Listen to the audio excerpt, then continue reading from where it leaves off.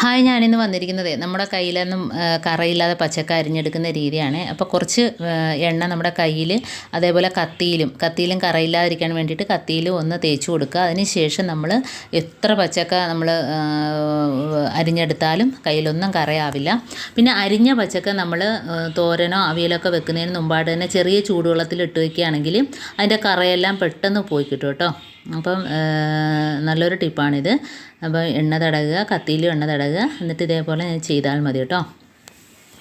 അടുത്ത ടിപ്പെന്ന് പറഞ്ഞാൽ നമ്മൾ പല്ലി പാറ്റ വരുന്ന ഭാഗത്തൊക്കെ അത് ഇതേപോലെ നല്ല മൂക്ക വറുത്ത പെരിഞ്ചീരകമാണ്. ഭയങ്കര ഒരു സ്മെല്ലാണ്. അതിനകത്ത് ഒരു 3-4 മുട്ടത്തോടും കൂടി ഇട്ടിട്ട് വെക്കുകയാണെങ്കിൽ പല്ലിയും പാറ്റയും എലിയും ഒന്നും തന്നെ വരത്തില്ല. ഈ ഒരു സ്മെല്ല് അതിന് ഇഷ്ടമേ അല്ല കേട്ടോ.